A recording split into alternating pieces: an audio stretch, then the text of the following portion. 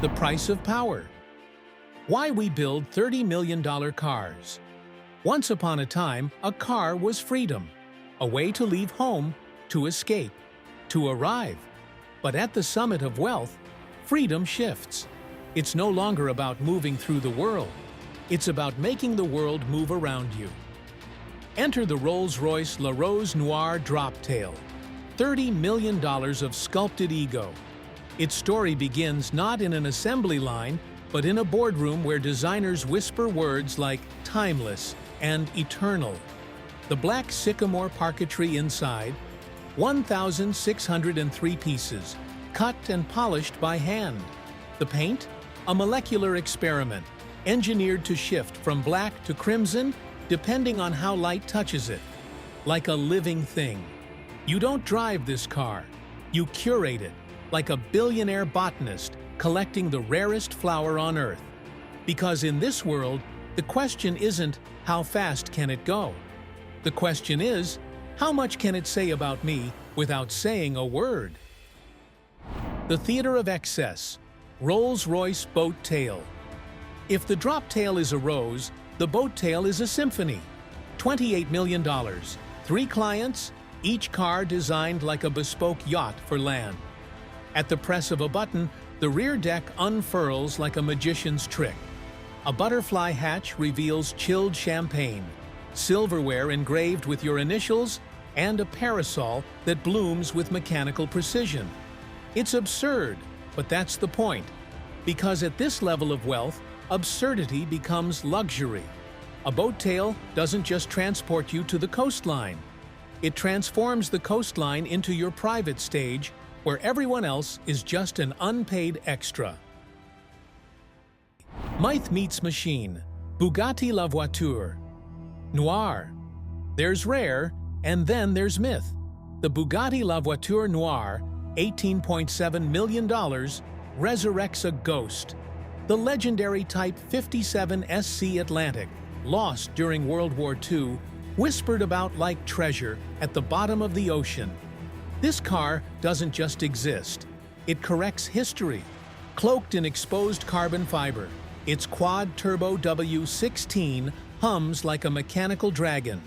0 to 60 in 2.5 seconds. A top speed of 260 miles per hour. But here's the twist. The owner will almost never drive it.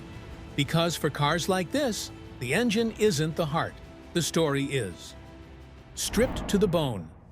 Pagani Zonda HP Barchetta.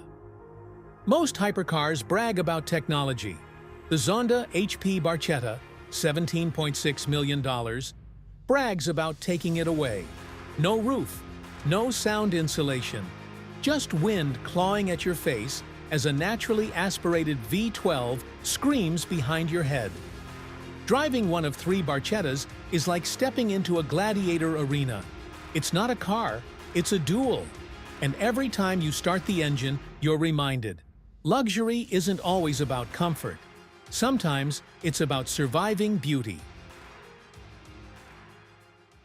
The future as a toy. SP Automotive Chaos. The SP Automotive Chaos looks like something you'd expect to see levitating above a sci-fi city. At $14.4 million, it produces 3,000 horsepower through aerospace. Grade 3D printing and carbon composites designed for space travel. Its creator calls it zero gravity, but that's a lie. This car doesn't defy gravity. It weaponizes it, slamming you into your seat like a jet pilot riding a controlled explosion. It's not about where you're going, it's about proving that physics itself can be bent for a price. Bespoke dreams. Rolls-Royce Sweptail.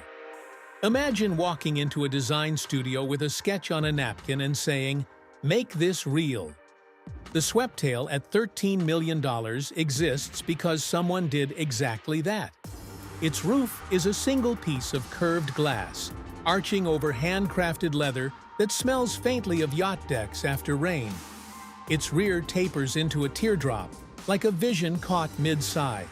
Cars like this prove something quietly terrifying.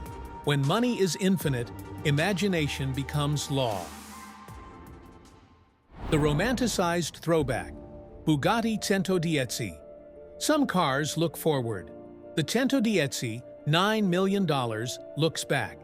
It's Bugatti's love letter to the EB110, the car that nearly bankrupted the brand but birthed its legend.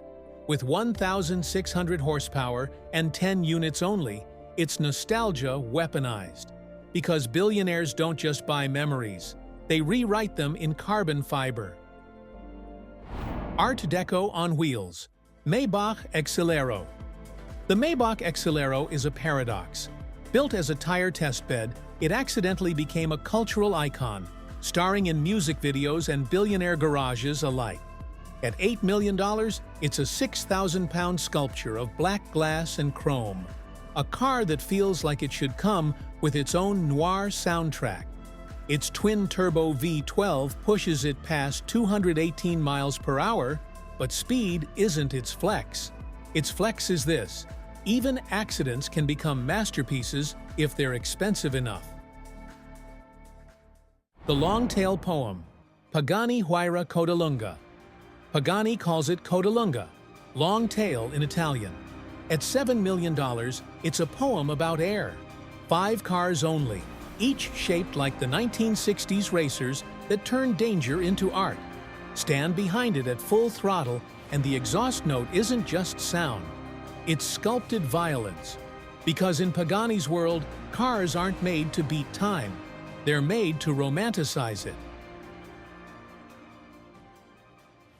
The one Bugatti they didn't plan to build, Chiron Profilée. Sometimes the most valuable things are mistakes. The Chiron Profilée was never meant for production. Bugatti built one prototype, then canceled the project. Collectors found out, and suddenly this accident became a $10.8 million trophy.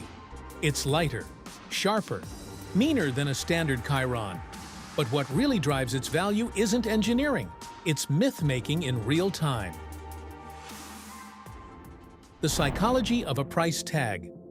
So why do these cars exist? Not for transportation, not for necessity. They exist for the same reason people build skyscrapers in deserts and buy islands they never visit. Because ownership is the ultimate performance. At this level, a car isn't about horsepower. It's about gravity, the ability to bend the world toward you. The future of extreme luxury. Will the next generation of hypercars go faster? Probably. Will they become cleaner, smarter, maybe even autonomous? Possibly. But speed has never been the point. Scarcity has. And as technology makes everything cheaper, faster, and more accessible, cars like these will push in the opposite direction. Fewer, stranger, pricier. Because in the end, the most expensive cars in the world aren't selling transportation. They're selling a fantasy that some things, some dreams, will always be out of reach for almost everyone.